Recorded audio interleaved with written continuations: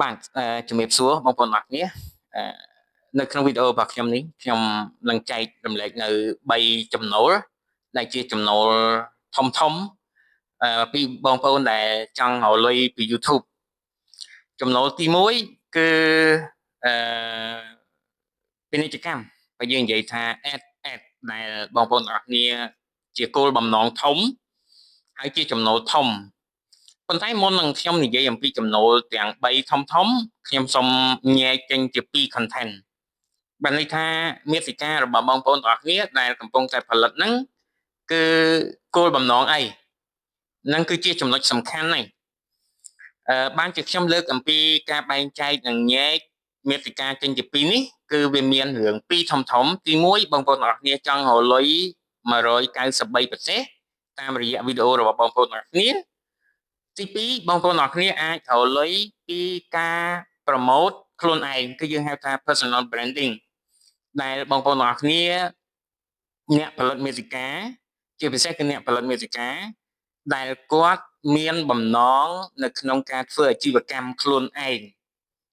និយាយយ៉ាងសាមញ្ញបំផុតថាគោលបំណងធំពីរនឹងជាចម្បងទី1បងប្អូនទាំងអស់គ្នាដែលធ្វើវីដេអូដែលថតវីដេអូ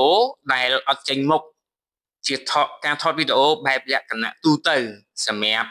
ជា content creator ដែលគាត់ធ្វើជា DIY ដែលគាត់ធ្វើ food cooking ដែលគាត់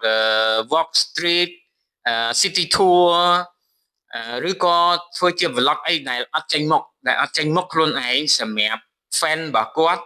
193ប្រទេសឬក៏ទូទាំងពិភពលោកបានន័យថាគាត់រកប្រភពចំណូលពី YouTube ដាក់ពាណិជ្ជកម្ម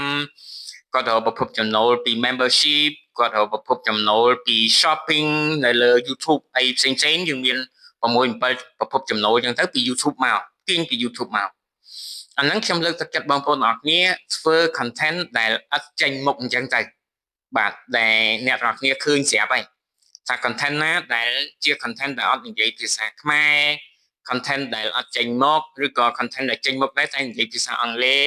អាហ្នឹងគឺសម្រាប់ worldwide ហើយសម្រាប់ប្រភពចំណូលធំអាហ្នឹងគោលបំណងរបស់ content creator របស់ពួកគាត់គឺគាត់ធ្វើអញ្ចឹងចំណុចមួយទៀតដែលអ្នកទាំងអស់គ្នាមានប្រភពចំណូល3ធំគឺបងប្អូនទាំងអស់គ្នាដែលធ្វើ content បែបជាភាសាខ្មែរ personal branding ខ្លួនឯងអញ្ចឹងបងប្អូនទាំងអស់គ្នាអាចមានប្រភពចំណូលធំមួយគឺពាណិជ្ជកម្មពី YouTube membership អីអញ្ចឹងដូចគ្នាពីដូចចំណុចទី1អញ្ចឹងប៉ុន្តែគ្រាន់តែថាកាលណាបងប្អូននិយាយភាសាយើង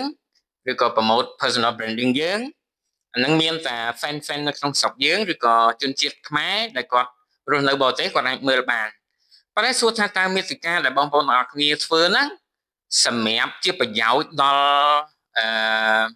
ពួកគាត់មើលអត់បានន័យថាពួកគាត់មើលវីដេអូយើងហើយគាត់ទទួលបានអារម្មណ៍អីព្រោះបងប្អូនយើងច្រើនតែគាត់សួរថាគាត់ថតវីដេអូដែរតែអត់មាន view តែដល់ពេលខ្ញុំចូលទៅមើល channel របស់គាត់ថតតែពីសកម្មភាពរបស់គាត់បានន័យថាជាធម្មតានៅផ្ទះលេងសោះហើយគាត់ថាគាត់អត់មាន view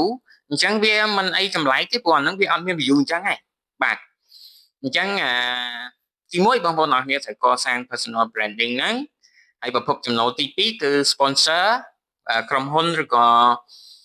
ហាងនៅក្នុងស្រុកយើងគាត់ sponsor វីដេអូបងប្អូនអរគ្នាហ្នឹងប្រភពចំណូលធំដែរហើយនឹងទី3គឺ collaborate បងប្អូនអរគ្នាអាចសហការជាមួយក្រុមហ៊ុនណាមួយធ្វើជាអីគេហៅ ambassador ជាទូតសុចន្ទៈហ្នឹងបើសិនជាបងប្អូនល្បីល្បាញហើយមានឈ្មោះបោះសម្លេងល្អហើយបងប្អូនអរគ្នាអាចមានប្រភពចំណូលធំនិងបន្ថែមទៀតហើយពិសេសជាងនឹងទៀតបងប្អូនអរគ្នាអាចប្រម៉ូទខ្លួនឯងដើម្បីលក់នៅផលិតផលឬក៏ដាក់ពាណិជ្ជកម្មនៅលើវីដេអូរបស់បងប្អូនអរគ្នាបើសិនបងប្អូនអរគ្នាជាម្ចាស់អាជីវកម្មស្រាប់អាហ្នឹងសាមញ្ញងាយយល់ទេអញ្ចឹងញែក content ឲ្យចេញជា2ធំមួយសម្រាប់រកប្រភពចំណូលធំពីបរទេសមកតែម្ដង2បងប្អូនអរគ្នាធ្វើ content ក្នុងស្រុកហើយ promote personal branding ខ្លួនឯងដើម្បីរកប្រភពចំណូល3ប្រភពធំដែលចេញពីវីដេអូរបស់បងប្អូនអរគ្នាដោយខ្លួនឯងបាទពីខ្ញុំទៅមានប៉ុណ្ណឹងហើយខ្ញុំមានគន្លឹះល្អសម្រាប់ update ជូនបងប្អូនអរគ្នាពី YouTube បន្តទៀតសង្ឃឹមថាយើងនឹងជួបគ្នាបន្តនៅវីដេអូរបស់ខ្ញុំថ្មីៗបន្តទៀតជំរាបលា